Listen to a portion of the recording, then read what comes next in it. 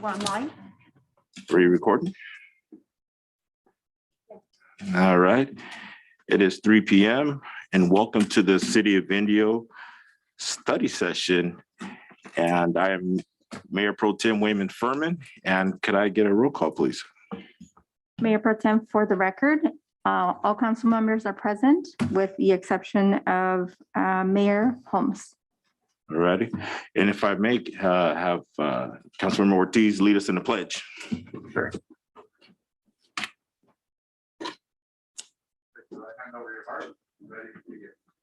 Pledge allegiance to the flag of the United States of America and to the republic for which it stands, one nation, under God, indivisible, with liberty and justice for all. Amen.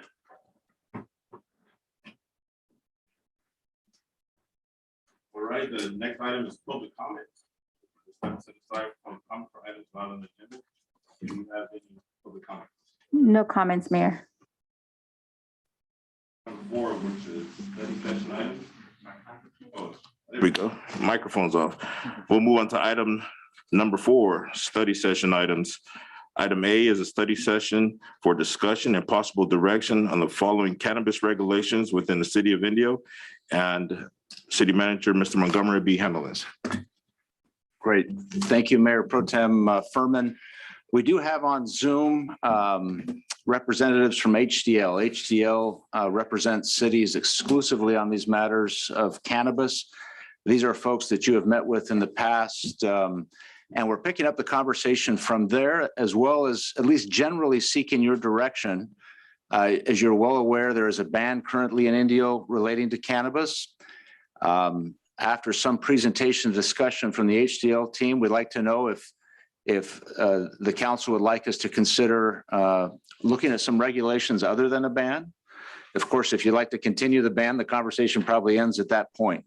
But I'd like to introduce David Mcpherson, who's the Director of Compliance for Cannabis for HDL, and then AJ Kaluri, who's the Deputy Director, who will probably lead most of this conversation. I'll just kind of chime in, Mayor Pro Tem, if that's okay. So AJ, I'll cede my time to you and to the PowerPoint. I think it's all set up and ready to go. You can hear us okay, AJ? Yeah, I can AJ? hear you fine. Can you hear me? Yes. Okay. Am I sharing my screen now? Can you see the presentation? Yes. Okay, great. So again, my name is Jay Kaluri. I work for HDL Companies. HDL is a municipal consulting firm. We work exclusively with public agencies, and one of our core practice areas includes cannabis services, where we help cities develop and implement best practices for regulating the cannabis industry. So let me go to the next slide. Did that flip for you all? Yes. Okay, so this first slide shows the recent history of cannabis policy in Indio, starting in 2016 with statewide legalization of cannabis through Proposition 64, followed by a local ban on commercial cannabis activity in Indio in 2017. In November 2019, the Indio City Council held a study session on cannabis and hemp land use policies. However, subsequent policy discussions on cannabis were delayed due to the onset of the COVID-19 pandemic. In February 3rd, 2021, there was a discussion between the City Council and staff on a possible resumption of commercial cannabis policy analysis. That brings us to the second cannabis study session, which is being held today. So during the last study session, city staff presented information on a wide range of topics as summarized on the left portion of this slide. Topics that were covered include federal and state regulatory frameworks, identification of key stakeholders, a summary of available cannabis license types, cannabis land use and regulatory requirements, options for cost recovery through things like fees and taxes, as well as a summary of what a commercial cannabis application process could look like in Indio. Today's discussion builds on that prior study session by focusing on 4 core policy areas. First, overall market demand for cannabis. Second, a survey of regulatory programs in other surrounding cities. Third, policy options for the Indio City Council to consider. And finally, next steps, depending on which policy options the City Council would prefer. So the first policy area to discuss is cannabis business types. Specifically, what types of cannabis businesses does the City of Indio want to allow? And what types of businesses does the city want to ban? And that depends in part on market demand. This chart shows the license types that exist within the cannabis supply chain. It starts with cultivators who grow cannabis plants, manufacturers who convert the plant to other consumable goods, testing labs who verify the quality of product, distributors who move the product from business to business, and retailers who sell cannabis goods to consumers. Rather than go into detail on each license type, which was covered in the prior study session, I want to focus City Council on the left side of this slide, namely cultivators, manufacturers, distributors, and testing labs. The key point to consider for these license types is that they currently operate in a heavily saturated marketplace. And what I mean by this is that there are far more wholesalers in the state of California today than there are licensed retailers to sell products to consumers. As a result, we believe that policymakers in Indio should really be focused first and foremost on retail license types. If there is a desire to attract other non-retail cannabis business types, you may also consider allowing cultivation, manufacturing, distribution, and/or laboratory testing. However, I do want to caution the City Council that the demand for these other license types is not what it was even as recently as a few years ago.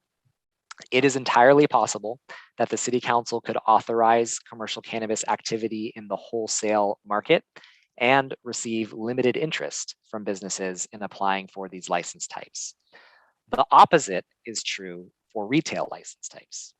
Due to an ongoing shortage of retail licenses statewide, the city would almost certainly receive more applications for this license type than there would be licenses available.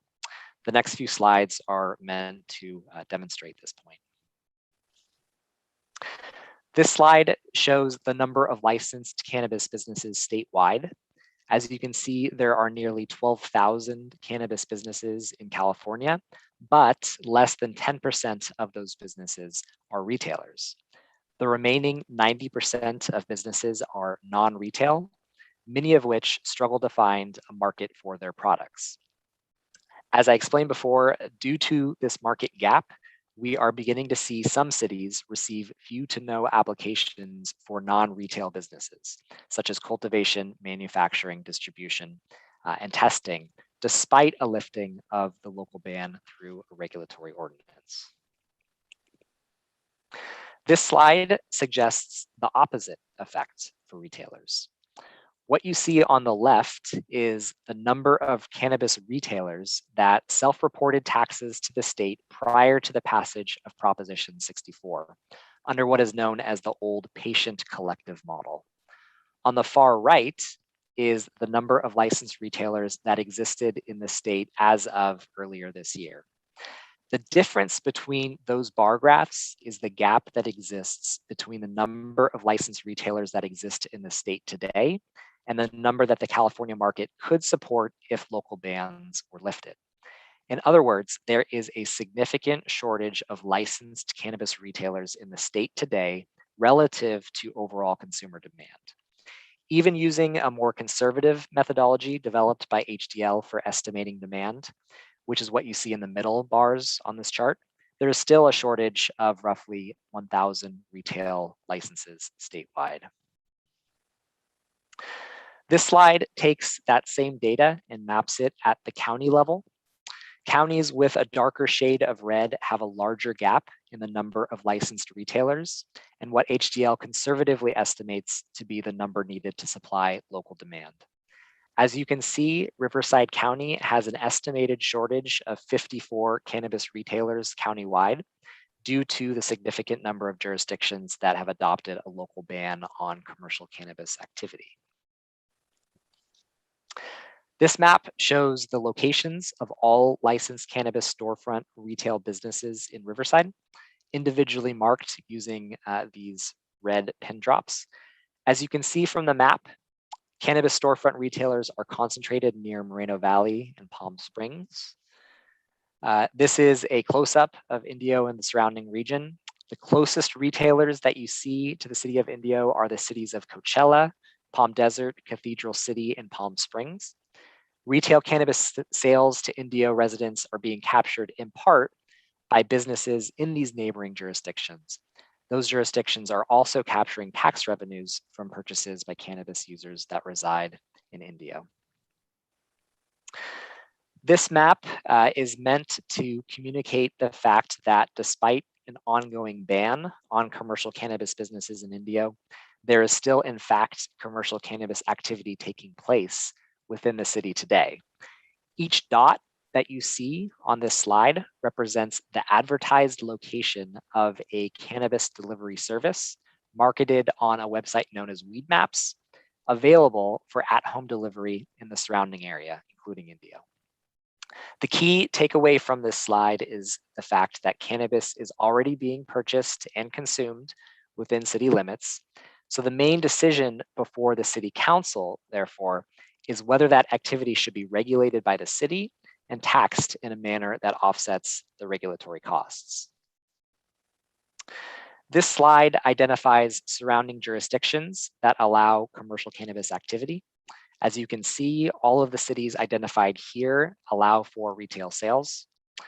Interestingly, most other cities on this slide also allow for other wholesale license types. So that includes cultivation, manufacturing, distribution, and testing.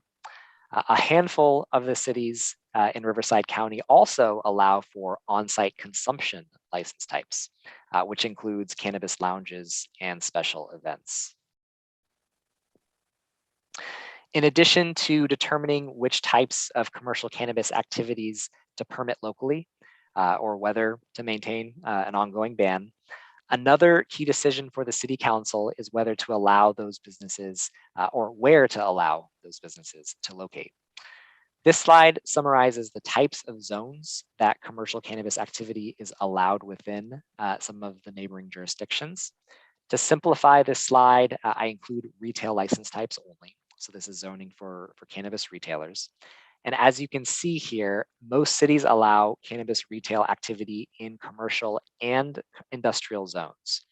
Some cities, such as Moreno Valley, allow retail activity in mixed use zones as well. A couple of cities do allow retail businesses in industrial zones only, for example, Corona and Hemet.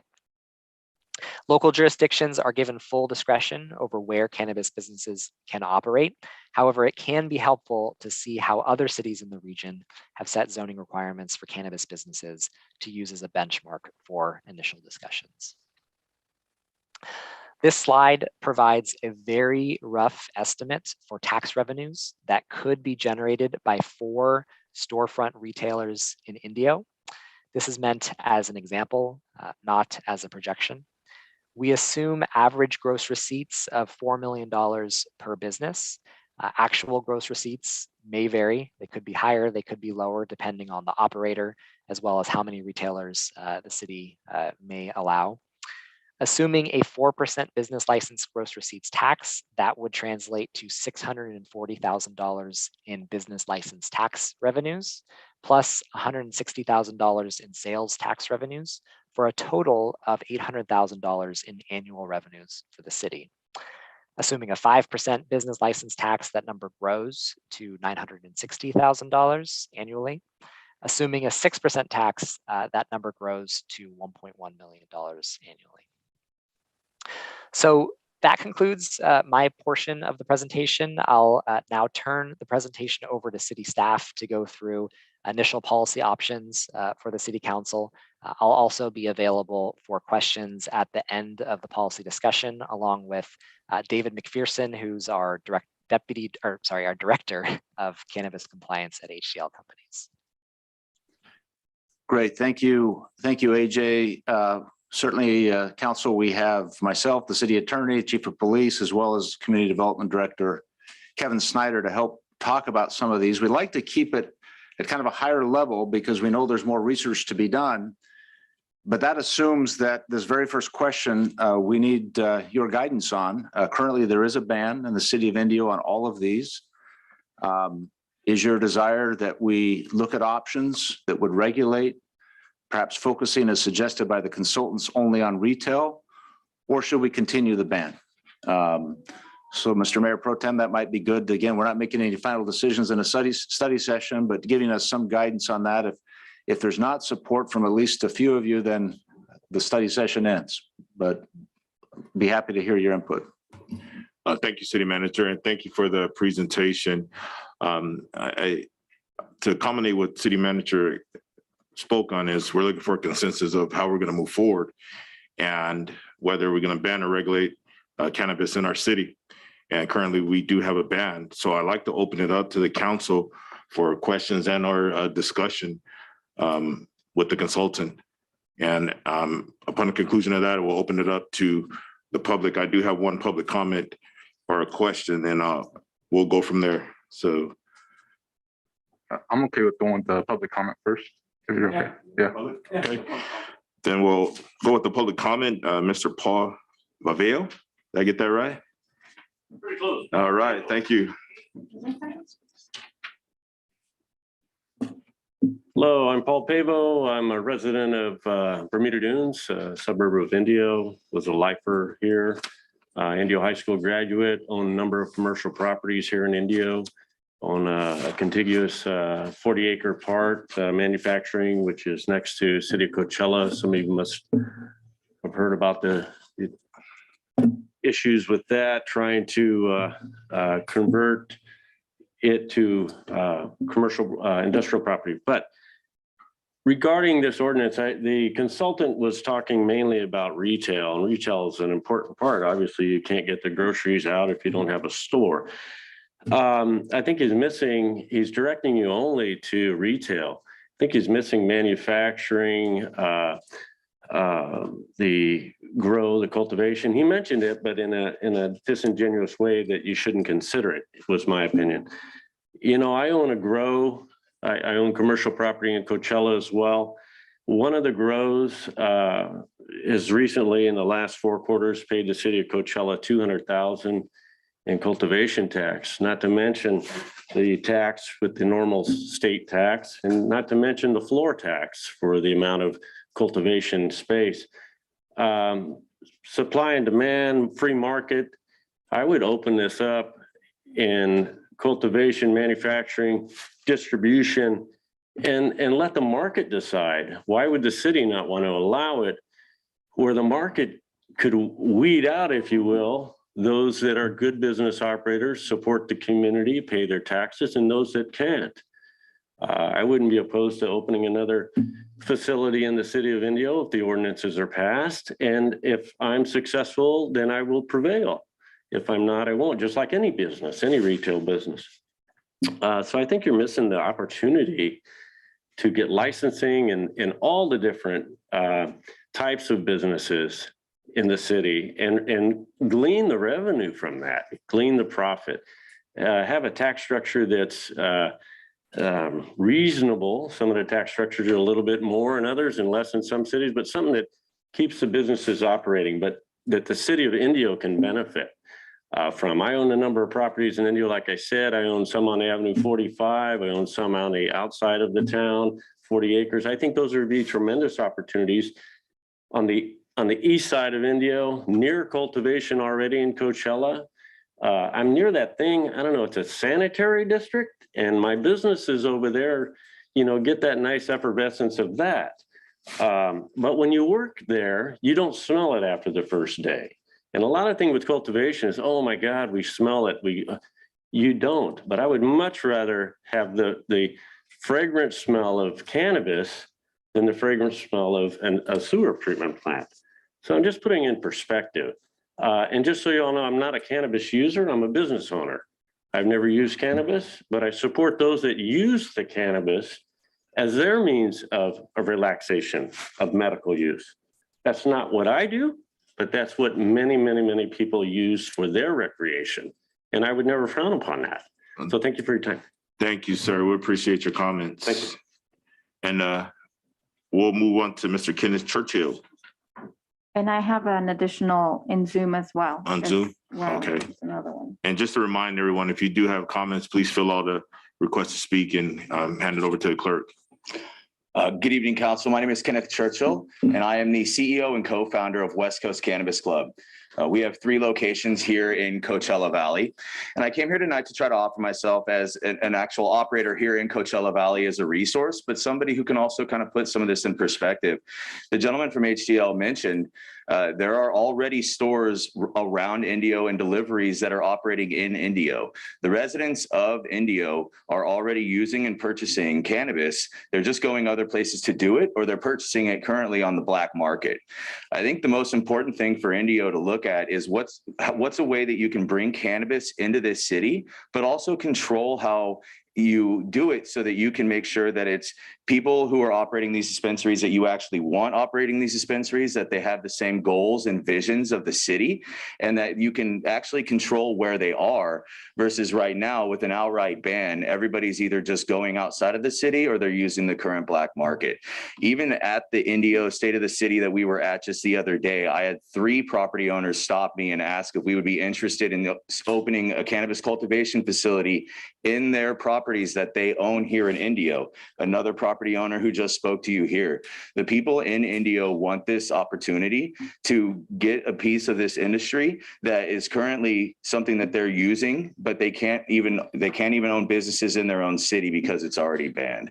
So we would like to give you guys the opportunity to come to any of our facilities so that you can see that this is not something that's intimidating. These are just local businesses. These are people who are small business owners.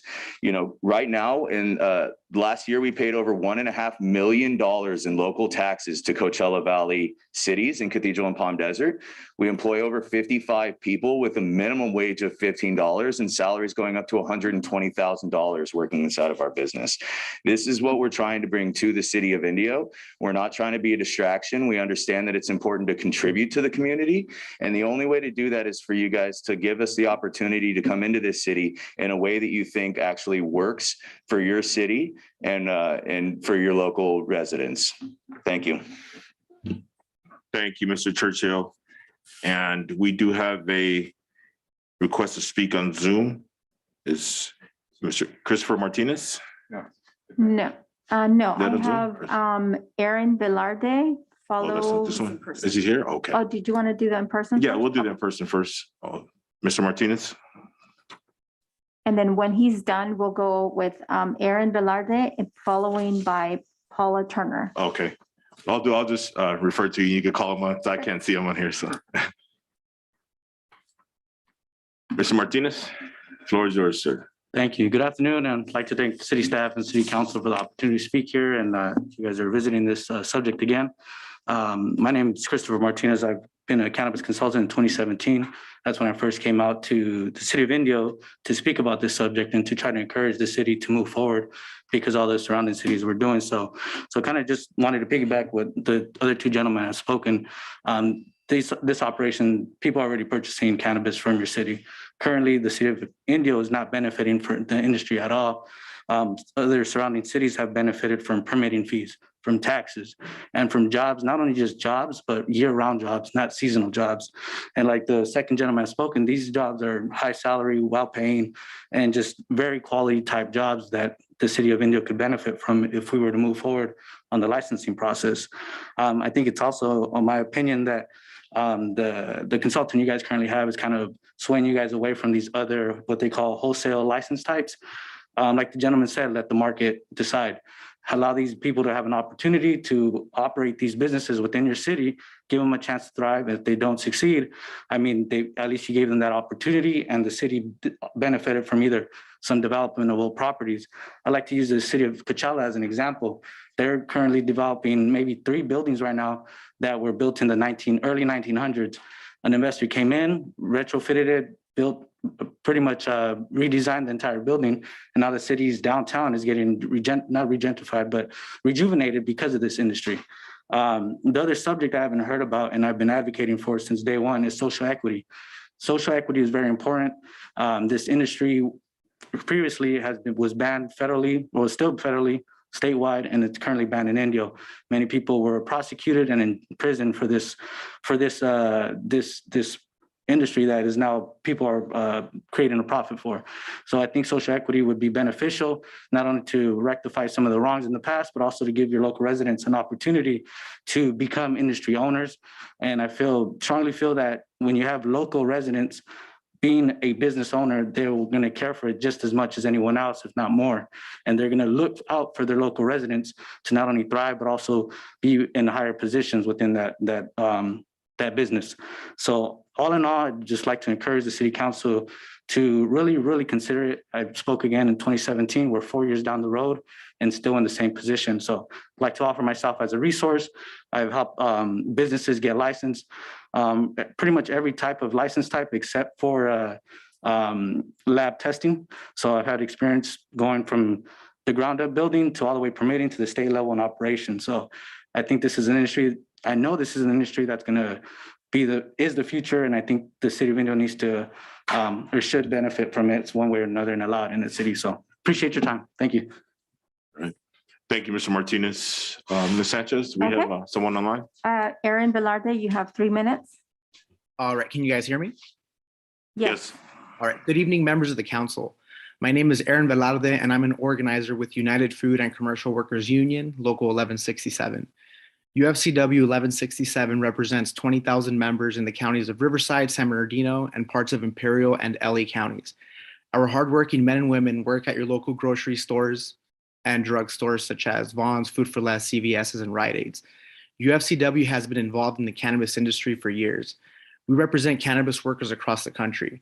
From our work across the US, UFCW has been able to pull best practices from different cities and states. As Indio opens up discussions for direction in regards to cannabis, we would like to share some practices that would help guide the process and ultimately benefit the city of Indio. We fully support the city in moving forward and allowing commercial cannabis, and we also want to make sure that the city passes an ordinance that regulates the industry in a way that promotes sustainability for the community and its workers. To ensure that this industry is safe, professional, and sustainable, it is important to have employers that are good business operators who provide good quality jobs. To achieve this, UFCW recommends that a cannabis ordinance includes 1, a labor peace requirement for operators with 5 or more employees. Having a low threshold for labor peace ensures that more workers are given the opportunity to organize their workplaces and choose freely whether they want union representation. Having a union in this new industry creates an added level of protection for both workers and the employers themselves. We previously worked with Cathedral City and Coachella, who both lowered their threshold down to 10 employees, as well as Palm Springs and Pomona, who lowered both of theirs down to 5, and Corona, who removed the threshold altogether and requires an LPA for all cannabis businesses. Secondly, we recommend that the city awards its licenses to best business operators, those that care about the community and fulfill labor standards. For transparency and fairness, we recommend using a merit-based point system to award licenses to good employers. A good merit-based point system works to ensure that we have operators that are committed to our city in the long run. It is no secret that this industry is full of speculators and folks who are hoping to cash in quickly on what has been dubbed the green rush. We know that isn't good for employees or members of the community. A strong merit-based system would award points to operators that pay living wages, provide access to healthcare, show that they do not have a history of labor violations, have plans to mitigate noise, smell, and other concerns community members may have expressed, and already have existing union contracts in other places. Thank you for bringing us together to have this important conversation. UFCW is committed to working with the city of Indio to make sure that this industry and the workers who bring value to the industry both flourish. Thank you. Thank you for your comments, Mr. Velarde. Ms. Sanchez, we have another one? Yes, Paula Turner, you have 3 minutes. Hi, my name is Paula Turner. I'm with Desert Pacific Properties, and I specialize in cannabis real estate, as well as part of CB Can, the voice of the cannabis industry of the Coachella Valley. and I support the recommendation to consider cannabis businesses in the city. I agree with Paul. Besides retail, you should also consider cultivation and manufacturing. I've been trying to bring industry to the Coachella Valley now for over 30 years. Cannabis is our new industry. Besides generating revenues from cannabis tax, it has created many jobs in the valley and brings year-round employment versus seasonal employment that we currently have with the hospitality and the agricultural industries. It also has been bringing many high-paying jobs and locating new people into our valley. Desert Hot Springs, Cathedral City, Palm Springs, Palm Desert, and all the unincorporated areas, including Bermuda Dunes, Thousand Palms, Thermal, and Mecca. The only cities left that don't support the cannabis in their areas, Rancho Mirage, La Quinta, and Indio. So I would highly encourage you to consider studying the this item, and also not just retail. Let the market decide where they want to locate.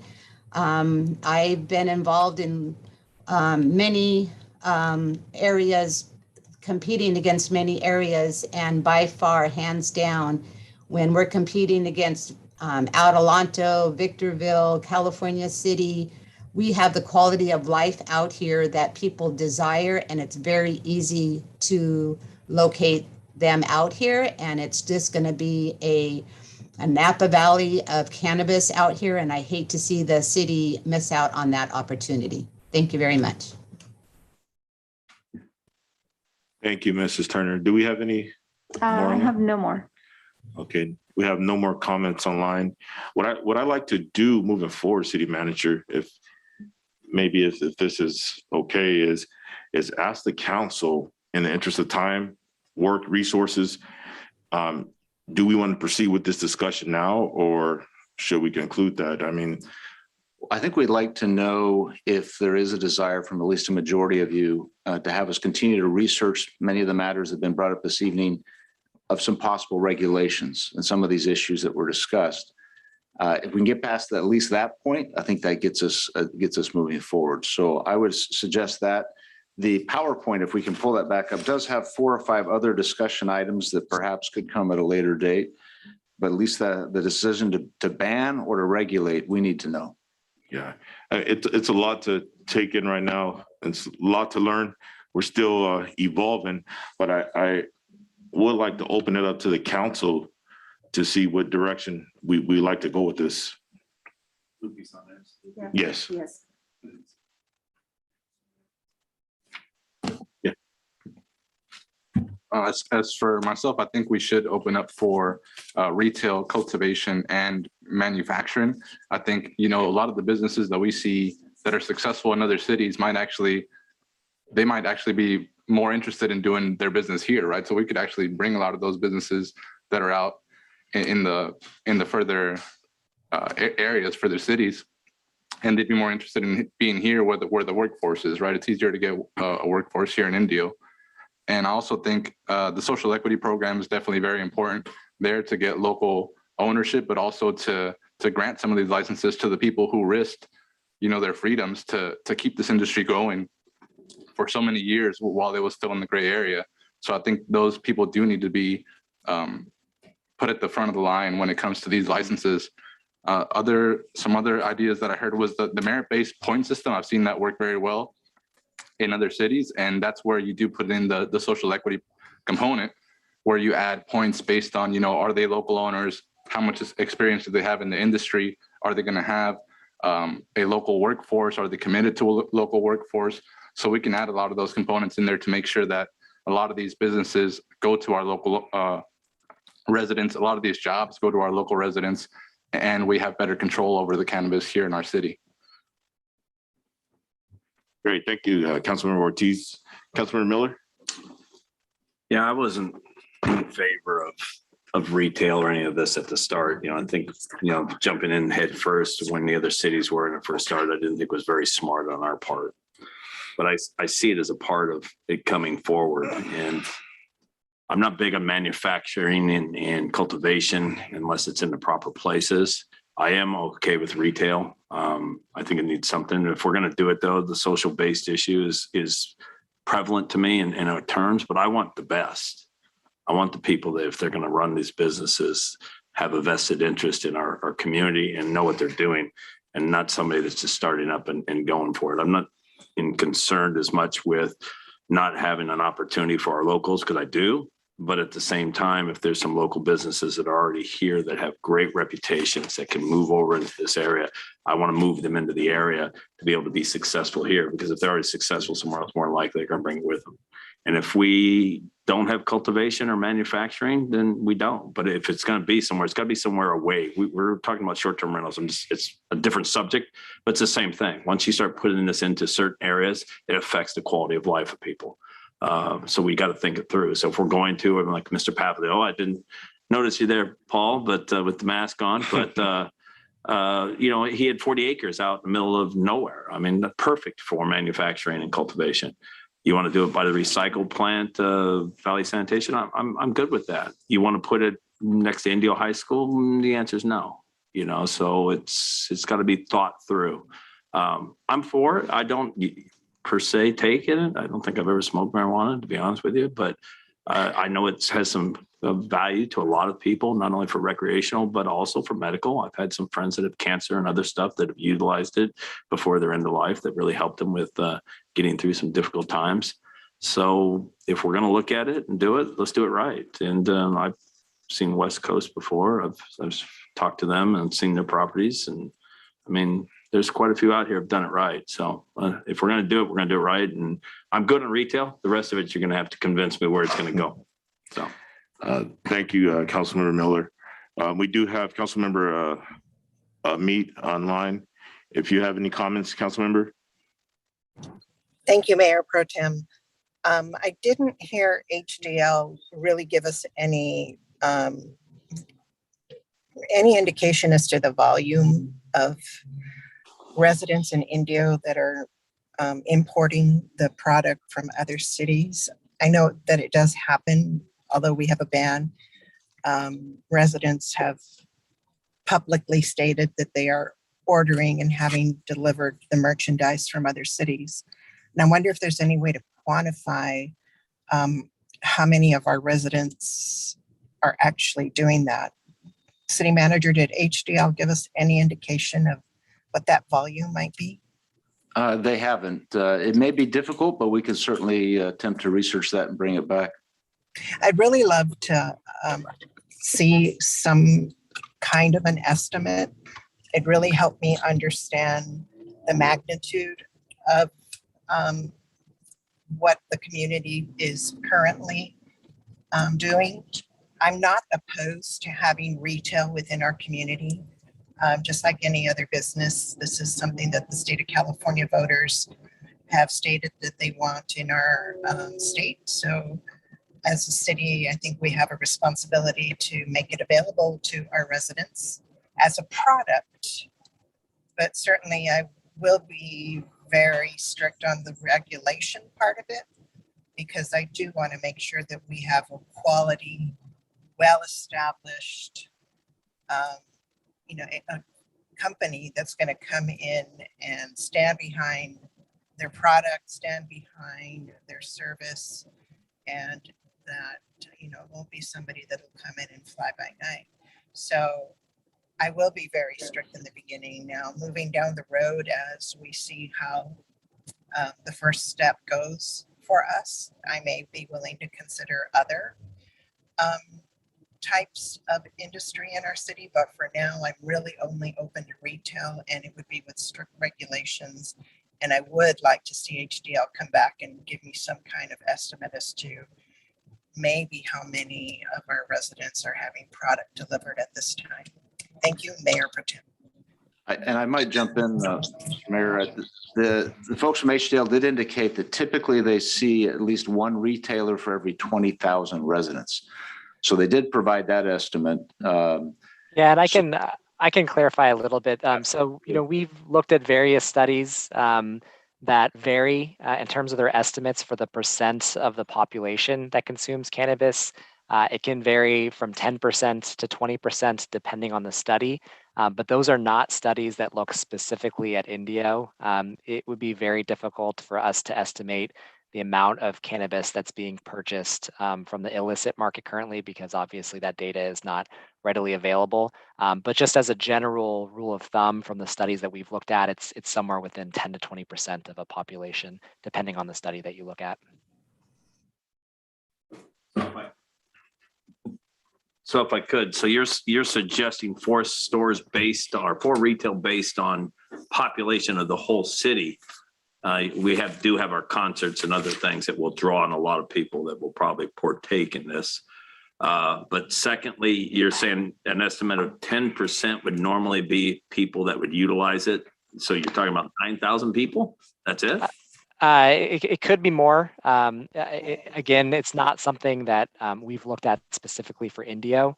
Our recommendation as a starting point for the number of retailers is based off of population.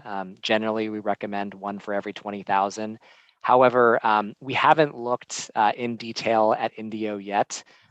So that could change depending on, the surrounding region, how many businesses there are, if there are other residents coming in from other neighboring jurisdictions that would purchase within Indio.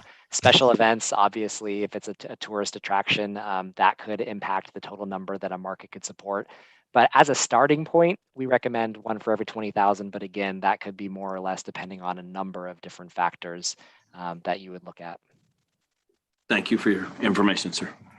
Thank you. And for my comments and to kind of bring this to maybe a conclusion, I think that going back to the original question is, do we ban or do we regulate? And initially when this became legal in our country, or should I say in our state, coming up in the law enforcement world, I had to evolve as an individual to reprogram my brain to understand that this was legal. And I did my own research, and I went and visited some of the retails here in the Valley. Even one day, I forgot my ID, and the gentleman at the window said, Mr. Furman, I know exactly who you are, but I can't let you in without ID. So that let me know that rules were being followed. But I did talk to some folks when I was at a retail, and most of the folks I spoke to were from Indio. And it wasn't shocking, but it was enlightening. And a lot of the discussion that we're having now is things that we could have while we're formulating this policy. So to conclude my comments, I second all the concerns of the council members, especially location. I'm big on that and keeping anything, tobacco, cannabis, alcohol, anything from our schools, churches, those kind of things. I'm also big on the smell. And Councilmember Ramit brought up a good point about being strict as we move forward. I think we're going to be strict from the beginning because we have waited and we weighed the pros and cons of some of our neighboring cities. And I think we're in a great position. So City Manager, I do support moving forward with this and looking forward to working with our community, working with folks who are well established in the business, and looking forward to continue to be educated on the subject. Great. Thank you. I think we have that direction, and we can bring back to you some of these other policy questions that we feel important to kind of flesh out those regulations. So we'll proceed with that and bring it back. So do we have more comments? What do you think about the social equity program? I think social equity is important. I second all the comments that were made. But moving forward today, I think it's more of a ban or regulate commercial cannabis. And I think we're all on the same page of moving forward is how we do it, whether it's social equity, whether it's location, whether it's cultivation, whether it's manufacturing. Those are things that we could discuss when we're putting this policy together. So if I don't have any further comments, we can move forward to the next item. Okay, so we'll move on to study session item 4B, a city council study session for discussion and possible direction on the following: development impact fees, and Mr. Wasso will be handling this. Good afternoon, Mr. Mayor Pro Tem, council members. I would like to have both Juan and Nicole introduce this item to you as they've been taking the lead on this study all along. So with that, Juan, do you want to say a couple of things?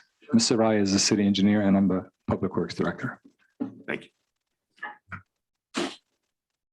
Mayor Pro Tem, council members, we've been working on this very extensive study to update our development impact fees. We've worked closely with city staff, all departments to make sure that you got a very comprehensive and thorough study, and working closely with our consultants, Nicole and Joe Colgan, who will be going over the details of all that went into the study. So, Nicole.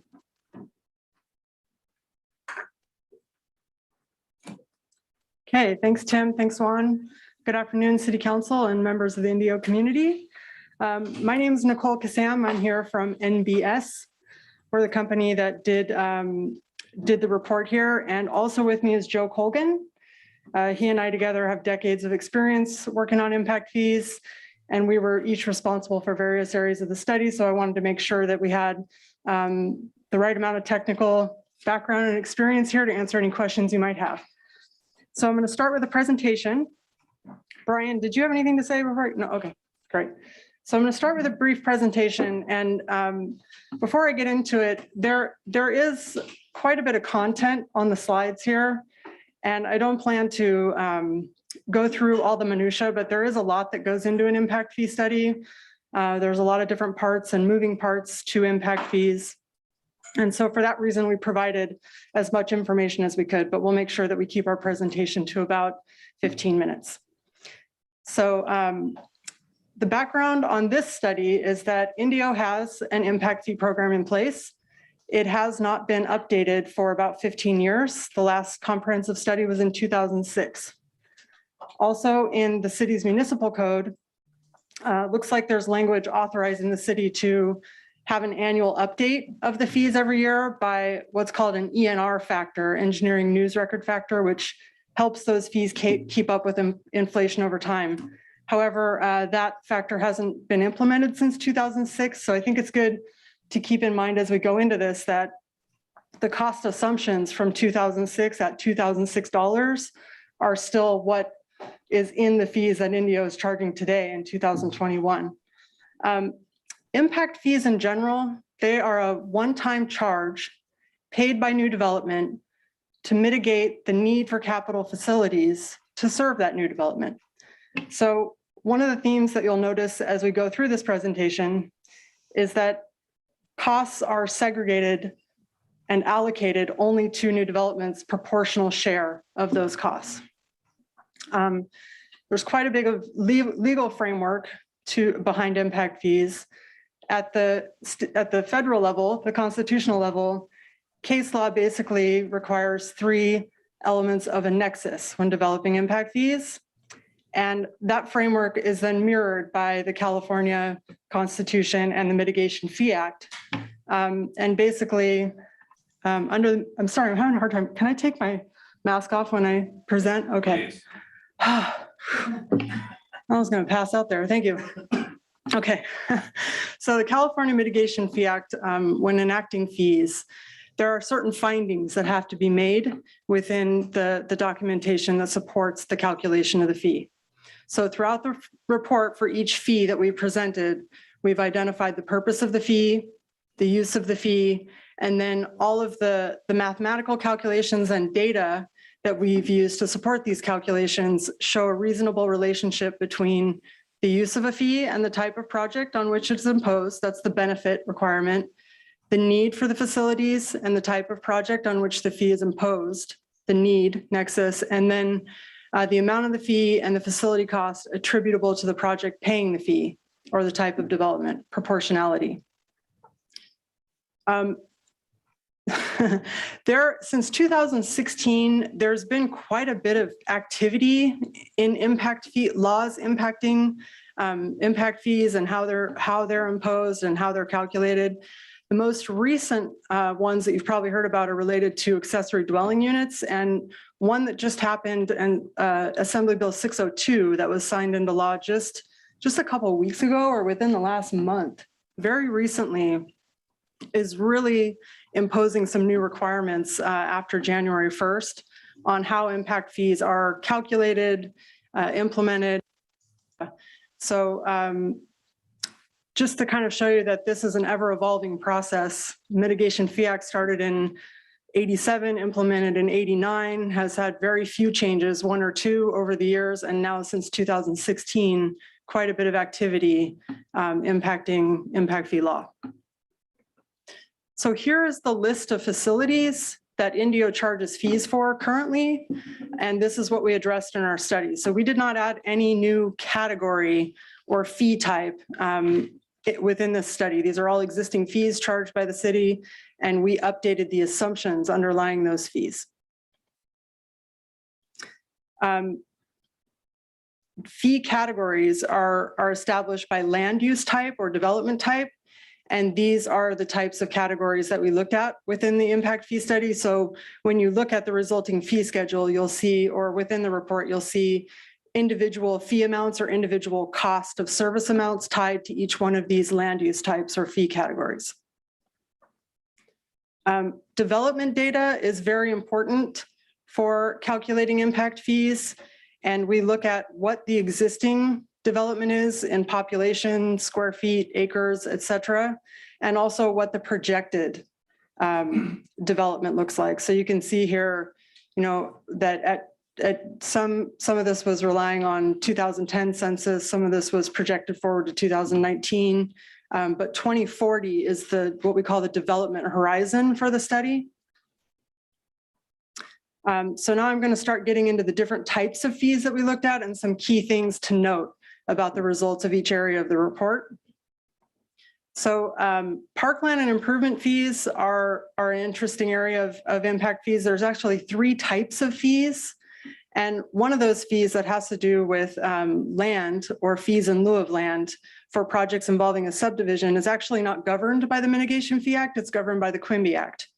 And the city currently has a Quimbiac Ordinance in place for that. And we looked at that a little bit within the context of an impact fee program because they function a bit like impact fees. And then for projects that do not involve a subdivision, we still need to be able to charge the land component of the fee. So we create a parkland impact fee. So projects that involve a subdivision and don't involve a subdivision both pay a 3rd type of fee, which is for the improvements on parkland, so park improvement fees. So there's kind of 3 different types of fees here, depending on whether a project involves a subdivision or not. The city, like I mentioned, the city has an existing Quimbiac Ordinance. And one, I think we decided that would come, there's some decisions to be made there in terms of the city wants to update that ordinance and some of the details of that ordinance, but that's not actually the topic of detailed discussion tonight. I think that would come back as a separate item. We should point out that there's a policy factor in the city's existing Quimby ordinance where there's a 75% cost recovery level in there. So that might be something that city wants to take a look at in the future. And then alternatively, we have an approach that the city can choose from. It's in the report, and we could come back and discuss that more. It has to do with basing the fee on current market value per acre of land versus a standardized cost of land per acre. So the land impact fee for non-subdivision projects, what we're working with here is standards population per acre multiplied by cost per capita.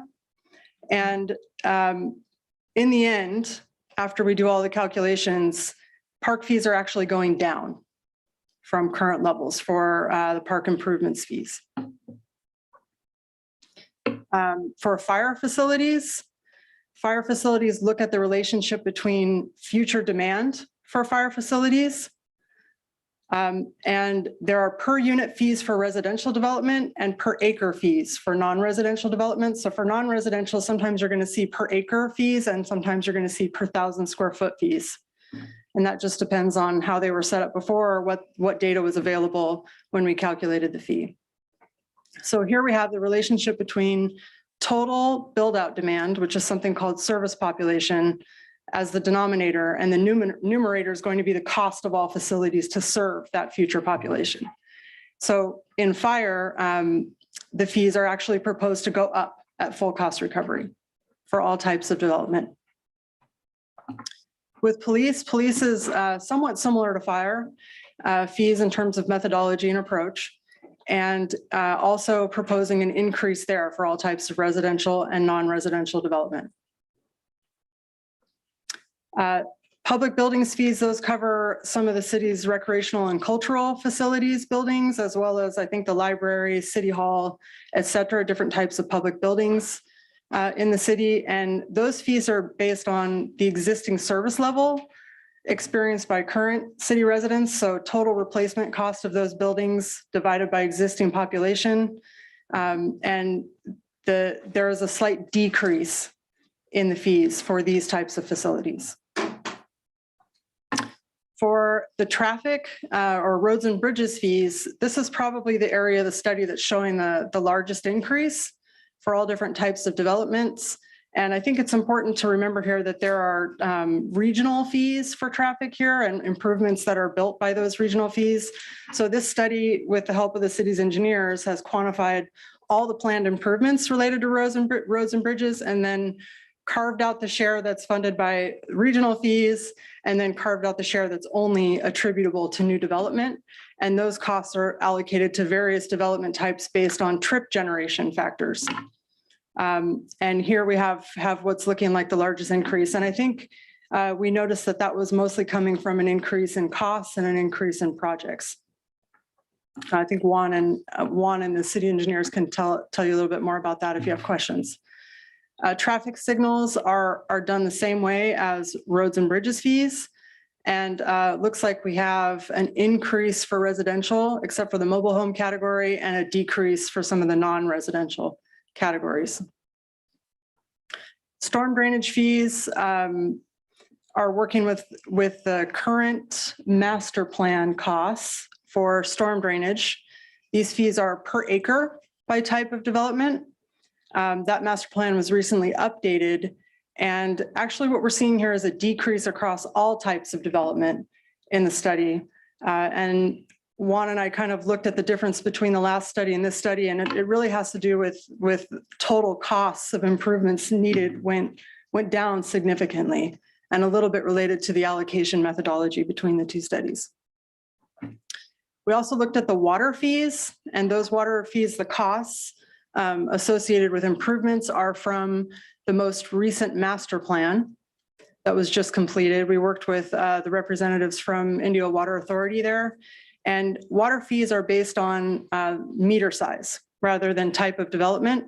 So they look at the equivalent demand factors to a residential meter. It's kind of how they're calculated. It looks like we have a smaller meter sizes and an increase for larger meter sizes. Before I move into that, Joe, do you have any other? No? Okay. Here's a slide. It's a little hard to see if you're sitting in the audience. If you guys have it on your screen, probably a little easier. It just gives a snapshot. These tables are also in the executive summary of the report. It gives you a snapshot of current fees and what the proposed fees are that include a 1% administrative fee. And this table here gives you the variance between the two. Which fees are going down and which fees are going up, which I just kind of covered there in some of the previous slides at a high level. So the next steps here, we did a fee comparison. There's some information in Appendix A and B, the reports, not just the fee comparison. There's also lists of vehicles and types of improvements that are included in the study. And the city council, of course, this is the time for the policy discussion. Of course, city council has the authority to adopt fees at 100% or anything less, according to the deliberation and discussion there. And then we would just, as a final note, I put up a slide there that talked about legislation that's been moving since 2016, and the most recent just a couple months ago, which we've done a lot of work to get to this point. And so if it might be good to consider adopting the report by the end of this year due to just some of these requirements with AB 602 and so forth that would require you to open up the study again and revisit some assumptions. So hopefully that was enough of a high level overview there, and we're here for any specific questions that you might have. Thank you, Nicole. City Manager, you have any comments? No? Okay, what I'll do now is I'll open it up now to our request to speak folks, and then we'll move on to council after that. So I would call up Ms. Gretchen Gutierrez. You probably just heard my knee snap going across the room right there. So my goodness. Mine is snapped soon. So hey, you know, we've all been sitting for a long time. It's nice to see everybody in person here. So don't start the clock on me just yet. I'm going to say hello, good evening. Nice to see you all. Take off the mask and all those kind of fun things and stuff. First of all, thank you all for allowing the DVBA the opportunity to engage on this subject for the last number of years. It has been a number of years that we've been working with your city staff on this topic, as well as with your consultants. So in fact, we kind of didn't recognize you just now when we saw you coming in the room. It's been so long. So thank you for that. We have previously submitted, and it should be in your packet tonight, 2 letters with regards to the study. We have had responses both in writing and verbally from city staff on various issues that we have raised concerns on. Some of those things have been addressed, and there's a couple of items, though, that I'd still like to have put into the record this evening as part of my remarks.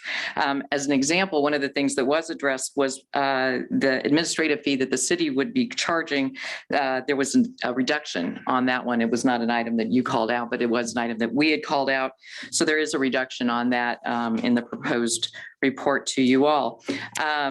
Our current concerns at the moment are not so much directed at residential, which is of course who we primarily represent in our particular industry, but it's also driven to the proposed increases on the commercial side, whether it's retail, office, or industrial. As you have seen in some of this study, and it is a lot of detail in there for you to all read and look at. And that's why we're having this work session, because this gives you a chance to ask those questions. Some of those increases on the commercial side are going to range from anywhere from 44% to a 240% increase. Again, 44% to 240% increase. You're a city that prides itself on bringing a lot of commercial development into your community. You have several very large projects underway right at the moment. You have a lot of benefit from the commercial industry back to City Hall. You have great relationships with those developers. You want to keep them. You want to continue to be able to bring grocery stores and restaurants and gas stations and retail into the community, including your cannabis that you're considering at the moment. So let's not price yourself out of the market by, looking at some of these fees. As an example, and it's included in our correspondence, we listed a 40,000 square foot grocery store. Current cost under your fees at this point are $230,200, which doesn't include their water or storm drainage. Okay, $230,200. The new charge for that same grocery store, if these fees are fully adopted, would be $414,360. Excuse me. Scratch that. The new charge would be $644,560. $644,560. That's a $414,000 and change increase. Again, not including their water, storm drainage, or their TUMP fees, which are a separate fee that we all have to pay. And the TUMP fees on that same grocery store, $245,000. So you've just taken a project that was roughly $230,000 plus their TUMP fees, $500,000, and now you've pushed it up to $1 million. Okay, so you want to be very cautious in looking at your commercial levels that you're going to adopt. As your consultant has acknowledged, and we acknowledge it as well, you can take 100% cost recovery at this point in time. You can take a lesser amount. The one thing I did not hear in the recommendations, and I'm not sure if it's in the executive summary to you all or not, is what you might offer to affordable housing, senior housing. It's a discussion we're having with another city at the other end of the valley right now, is if you adopt new fees, what is that going to do to the affordable housing component? And you have some of those developers in town right now, and or senior housing. You have to meet your arena numbers over the next 8 years. You're going to want to be very cognizant of what your fee levels are with regards to those residential units. Lastly, and this is a little bit on a side tangent, but since we're here for a work session, we're going to do it. Our office has just received your annual AB 1600 report And one of those items that's in that report, which is going to be presented to you at council here on December the 17th. So I'm a little bit early in the curve on all of this. We have not yet written a response to that report back to the city. But one of the things that we wanted to make note on, because it wasn't included in this fee study you're talking about today, was your supplemental water charge. The last time that was adopted in the city was in March of 2013. We've asked previously why that hasn't been looked at and reviewed. Obviously 2013, we're now in 2021. It's not come up for discussion. It was not included at all in this fee study. It's something that should have been looked at. And the reason is that the current fee is based on developed land on acreage. It's approximately $12,000 an acre. By comparison, CVWD is currently revising their fee to relate direct usage based on occupancy and landscaping. Their fee, which is comparable to yours, is going to drop to approximately $1,350 per unit. Okay, residential unit. Additionally, they're also reducing their fees for new development that provides the opportunity for non-potable water use. So they're looking at other means to continue to keep the water availability out there. The Indio Water Authority, because you're sitting as both entities at the moment, needs to review your current on that fee level and adjust it to a more appropriate level. Our calculation under a similar scenario as what CVWD is doing is taking it down to an adjusted rate of approximately $2,000 per residential unit. So again, thank you so much for allowing me the time. I appreciate it.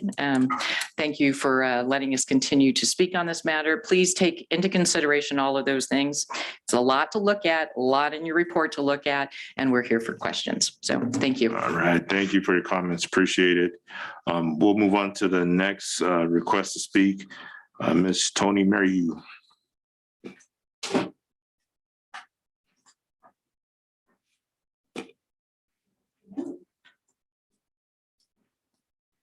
Good afternoon, Tony Merrihew. Most of you know me, and I am currently the CFO for the Chandi Group organization.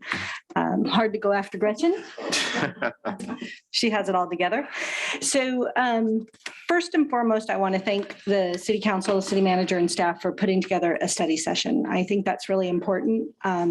Unfortunately, this is something that was not on our radar as DVBA has been involved in it, and apparently I've not been as engaged as I should have with DVBA, nor has the city mentioned any of this to us. So this came as a bit of a surprise to us in the past few weeks when we were made aware of it. I have concerns when I read the agenda for today's study session and then was taking a moment to peruse the city council agenda for later in the evening to see if I might want to stay for the rest of the evening. And I was quite surprised to see that this is actually an action item on tonight's agenda. And I'm very disappointed in that because I don't understand how the council is expected to filter through this information at one pass and take into consideration comments from the public and developers and to weigh in on it and then turn around and have a decision right away. For myself, we have so many projects currently underway in the city of Indio. City staff is aware of many of them. Council may not be as aware of what we have planned. But this puts a big hitch in budget planning, forecasting what we're doing. And I have a lot of concerns with the fact that we're just coming out of basically nobody expected COVID-19 to put brakes on the whole economy, but that is what's happened. And it has had a trickle down effect, as we all know, into things as what used to be as minuscule as a supply chain thing. So projects that we might have projected that might have taken us 3 to 4 months, 5 months, maybe another developer, 8 to 10 months, are now taking us twice as long, and other developers, for getting materials in, supplies, equipment, compounded by the labor shortage. So to bring developments to market, there's been some discussion I had with city manager about perhaps phasing in or freezing some of the current fees for projects and entitlement. We have a lot of projects that aren't quite across the finish line yet. So where do you decide what's entitled, what's not entitled, where these fees get impacted or not? Some of the projects that we have under discussion are dependent upon ability for businesses to open. And as you may be aware, we currently have a project on Indio Boulevard, Dairy Queen Grill and Chill trying to get open. And for 8 weeks, we've got minimal applicants for hiring. So it may not open when we want it to open, which means it'll be a while before we can bring that across the finish line. And that's one of the concerns that I have. That's just our projects, but there are a lot of other developers in the city looking at projects here. And I think that you need to look at this as a whole. I understand you haven't raised any of these fees for quite a while. Thank goodness for that. I appreciate the comparison to other cities, but you're not other cities. We're Indio. What are we doing to build Indio? And what can you do to be welcoming to developers? Thank you. Thank you, Ms. Maryhu, for your comments. And I'd like to ask Ms. Sanchez, do we have any public comments online? No comments on Zoom, Mayor Pro Tem. No comments online. City Manager, did you want to? Just that we do have probably another 15, 20 minutes within the study session. The matter as indicated will also be on the agenda coming up later. So there's another bite at the apple, so to speak, for more discussion. So be happy to take some input. There are questions that you may have for the consultants. This would be a good time for those or of staff. I'd like to ask Councilmember Amit if she has any comments or questions at this time.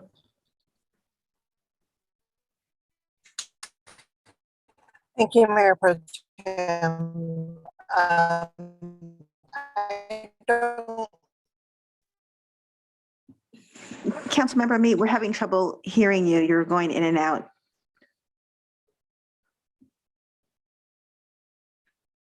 Okay, well, we could come. any questions. I understand we're going to have some conversations later about, I'm not sure if those are appropriate vehicle. Is it appropriate now for the later conversation? Hello? Yeah, that would be. You're cutting out. Your connection is bad. Can you hear me?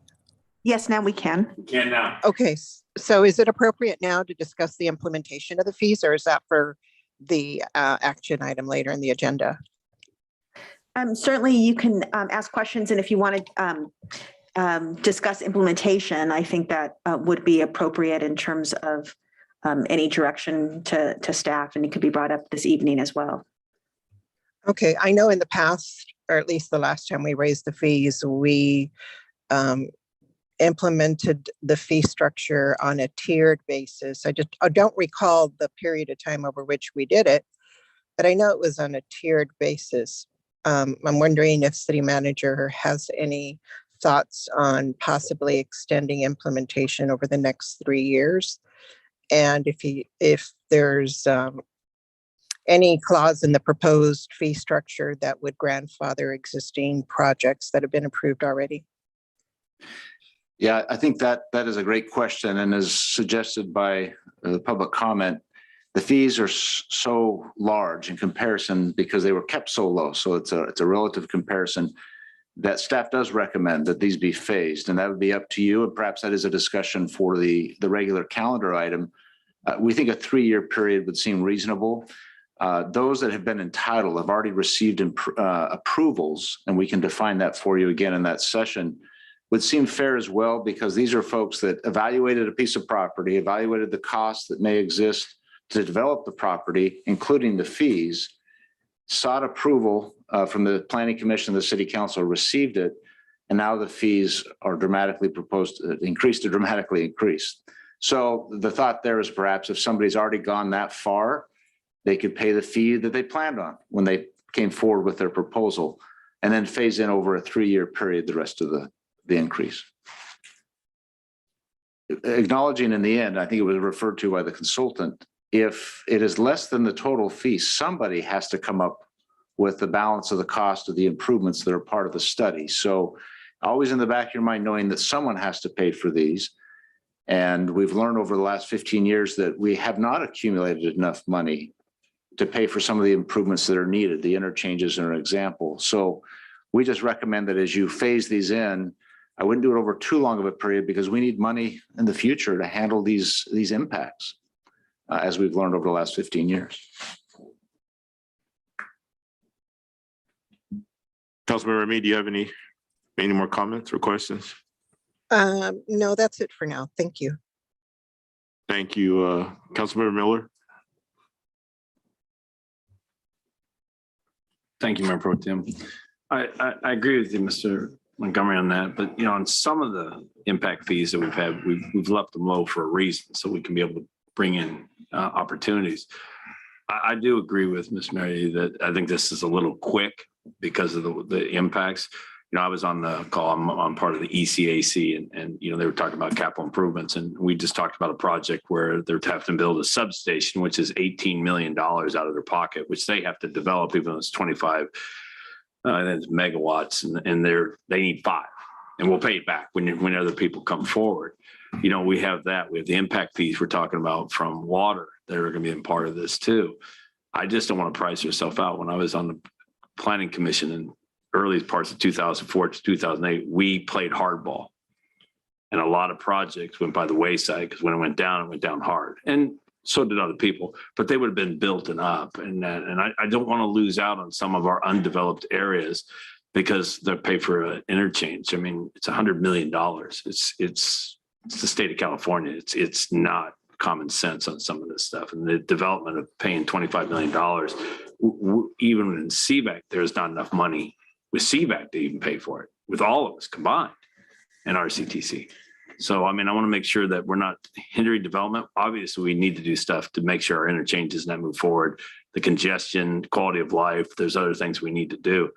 I think we need to look at the fees for certain things and make sure they rise up to where they need to be. But other ones, I think if it's going to have an effect on if it gets built or not, and it's a quality of life issue, or if it's another issue, we need to look at that fee longer, I think, to see if there's something that we could do to move it out. Because I get where we're going with it, but one of the things we need most is parks, and the fee's going down. So, explain it to me. That's what I'm saying. A lot of it does make a lot of sense, especially to an individual that be looking from the outside. The developer understands it.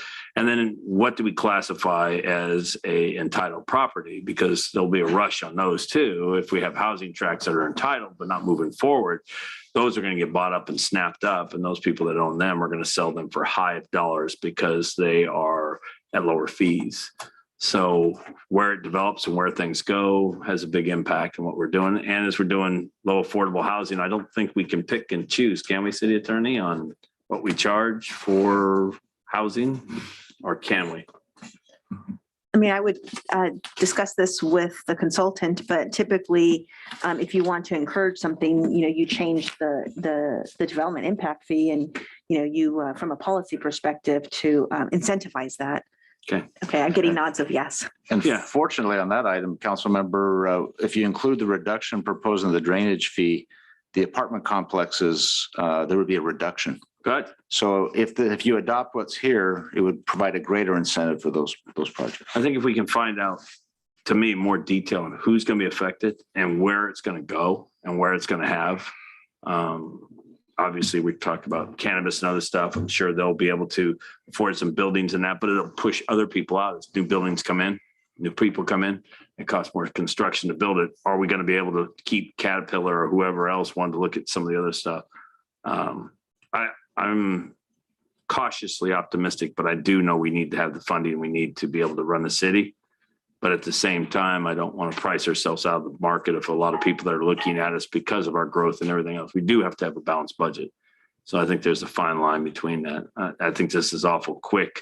I know, can we adjust it after that, City Attorney? If we go along, what's the impact if we decide to change things if we go through? If we have a fee study that looks into 2040 that justifies 100% cost recovery, I believe that we can phase it in and decide to adjust it at a later date without going back to a new fee study, although I'm not sure the interplay of the new law that's coming into effect. And how that'll play in. I just took a look at it. So there might be some question on that. And I know the consultants have been involved in that. I want housing to be able to be cost efficient to be able to do it, but at the same time, we've got to have the services, the other services to be able to provide that have the quality of life to make sure people that come through. And I'm sure the city, the schools and all of them are not going to be lowering any of their fees anytime soon.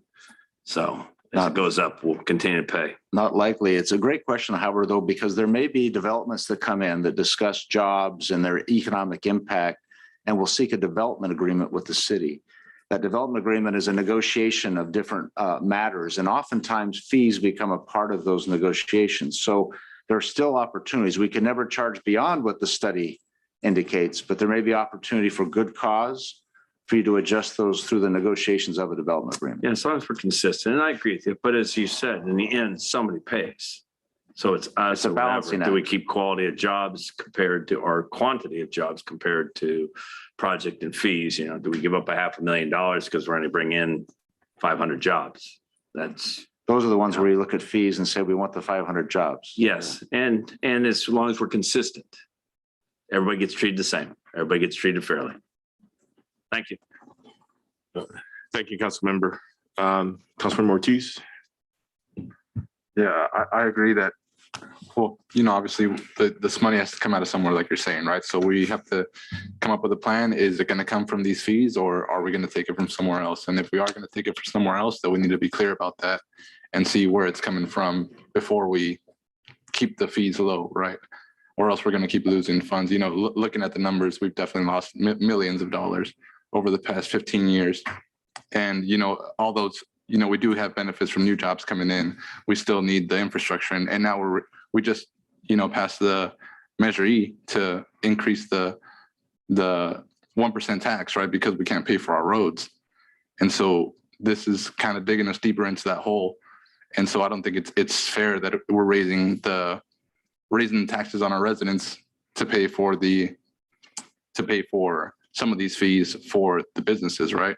So I agree that we do have to find the balance, right? And I think that we should raise it up to the 100% fee, phase it in.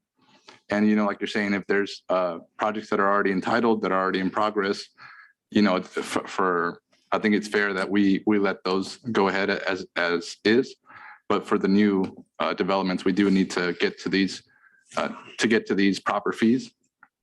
And then we can negotiate from there. As you said, we can never charge anything over, but we can always negotiate if we think that there's going to be benefit to the community from any development coming in, whether it's jobs or services, or like you said, a grocery store. If there's an area that doesn't have a grocery store and we're having trouble getting one in there, and we can incentivize it by lowering these development impact fees, then that would be a good idea, right?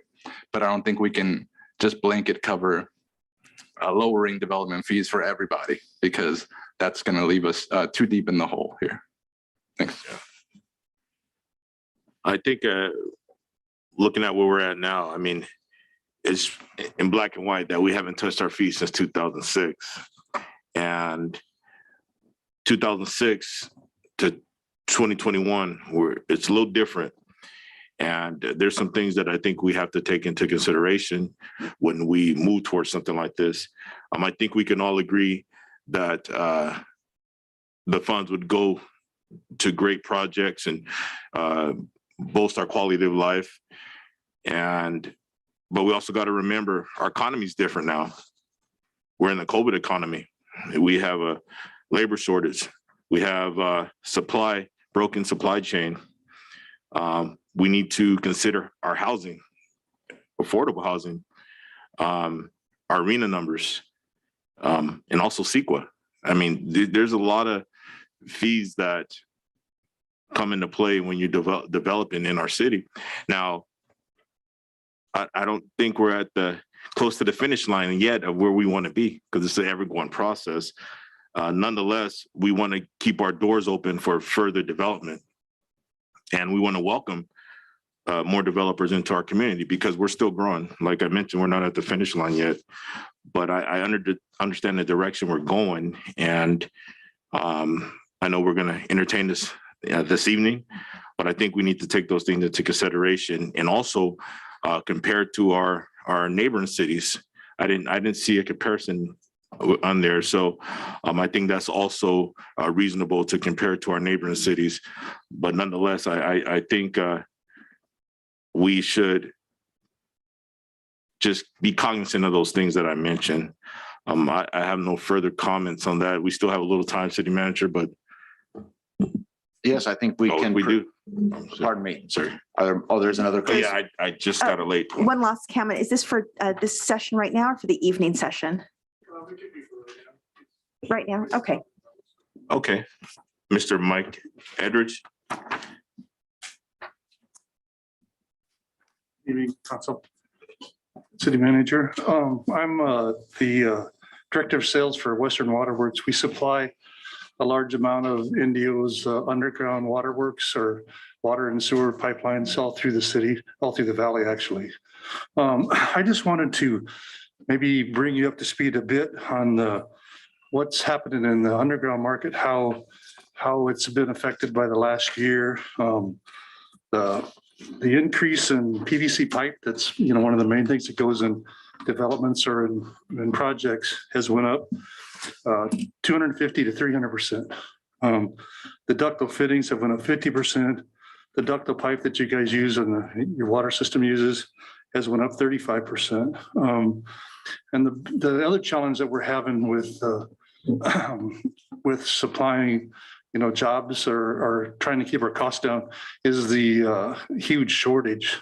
Right now, if you ordered like for a track for ductile pipe, they're talking 4 to 6 months to get it, where it used to be 4 to 6 weeks or maybe 2 to 3 weeks. So this is putting, and then they have what's called force majeure, that they can just randomly raise the price. So I just be caution against having all these, having your development fees raised right now, because for the developers just to keep up with underground part of it, and let alone the lumber or whatever else is rising up. I would just caution against, someday the huge rise is going to fall down again. And we don't want to discourage growth. We don't want to discourage housing. We don't want to discourage projects like Black Gold's projects. It's just, I just think we just need to balance it out and understand how tough at times that the developers really have now. And that's my only comment. So do you have any questions? No. I think that's it, Mr. Edwards. Thank you for your comments. We appreciate that. Thank you.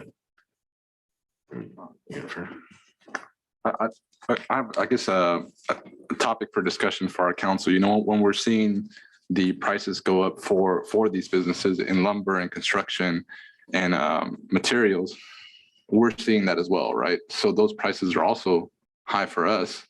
So if we keep everybody at those low levels, we're still paying the high levels when we go construct a new building. So we have to keep that in mind as well, not just for the business community, but for us as well. We're going to be paying higher prices. And that's why the studies are showing that the development impact fee needs to be at that higher level. And just a reminder, so, the discussion of of the amount of the fee or the is going to be for later. So this is really just more questions and anything direction to staff for this evening's meeting. So I just wanted to clarify that. Yeah, and it's irrelevant. We can talk about it later, but it's the same thing as the cannabis market. You can tax it 4%, and you can tax it 10%. You make a lot more money impact than that, but you're just pushing the black market, or they'll go somewhere else. So it's a balance. That's why I said I want to balance the two between proper fees coming in, not stopping what we have now because it got COVID and other stuff, and at the same time making sure that we collect the fees we got to do. It's a balance act, and we're not going to get it right the first time like everything else. We're going to have things that come in. So, but it's going to be interesting to see what we have on the books now compared to what we're looking at here in the future too. Because right now we have a boom. We have all the houses. We have all the stuff coming in that are coming in for the other stuff. We have possibly Golden Voice that might be expanding. We have new restaurants that are coming in. Would they come, or would they have come if they'd known something else? Do they get grandfathered in? Do they not? And we can't make a development agreement with everybody. It's got to be certain things. We can't be everybody comes in wants a special deal. That just ain't going to fly either. So we've got some discussion. I don't know if this is too premature, but someone can talk about later about maybe looking, this doesn't have to be finished tonight. Yeah, I'm just wondering, so if we lower those development impact fees, where do you see that money coming from? Right now, well, I'm not against raising them up in some areas, but where is the right way? I mean, we're going to get more money than we had before because we're obviously going to raise some of them. Some of them are going down, some are going up. But they're talking about a grocery store. That's a high example of 600,000 compared to 200,000. Is there other examples of something else that might be out there? Could it be another industry that we're trying to bring in that's going to have that same kind of impact that we don't know about it till we get there? And they're like, oh, we'll go to Bermuda Dunes, or like a lot of places have gone to the border, like we did with La Quinta when they didn't have a grocery store. We put the one in Rouse, the guy saw there too, the one coming in, he added more money to it because he wanted to get in. He wants to draw people in from the other area. It's just smart. So what's nearest that they could capitalize on something we make a mistake on? And you'll never get it right. I mean, we're going to lose some, we're going to win some, but what do we do that's going to draw in the most amount of jobs and opportunities for us and make sure that when somebody comes to us with a fee, we're like, it's a fair fee. So I think we should just focus on questions and have this discussion again for the public hearing tonight. Yep, absolutely. I got one. Question? Will we have the comparison for tonight's discussion for other cities? It's an appendix A of the packet. Okay. So it's there. I do want to caution that every city is different. So every list of projects will be different for each city. So rarely are impact fees an apples to apples comparison. In fact, if they are, something's wrong with the study because every city is so different. But I think that'll serve the point that Councilmember Miller is making, as are we going to be losing our businesses to other cities because of the low fees, right? Figure it out. Yeah, that's right. I think we'll have an in-depth discussion later this evening, and we could discuss all those points that were brought up, which are all valid points. And I think we're moving, and we have a lot of momentum in our city, and we want to keep that. And we're growing. Indio is growing, not just in population. Excuse me, I have my mask off. But we're growing in business, but we want to grow right, and we want to be equitable when we do it. So we still have 10 minutes before closed. If we have any further discussion or questions or comments of the consultant. No. For close. Yeah. So we should probably actually, adjourn and re-adjourn at 5 o'clock. Actually, close was supposed to start at 4:30. I'm sorry. Yeah, but no worries. As I mentioned to the city manager, we're not ready for the closed session. So it was a placeholder item. Okay. So we still have plenty of time. If there are questions, I do want to emphasize the comments need to wait for the evening meeting. And for those in the audience that made public comments, certainly they're more than welcome to come to the evening meeting and make those comments again. Those will be part of the official public hearing record, the evening comments. I'm good. Yeah, I have no further questions. Councilmember Hamid, do you have any further questions?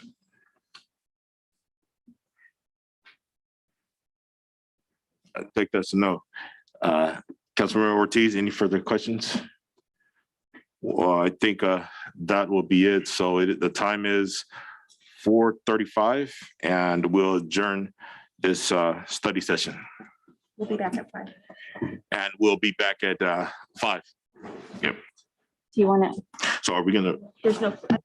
And just to clarify, there is no closed session this evening. We'll be back at 5 for the regular meeting. Okay.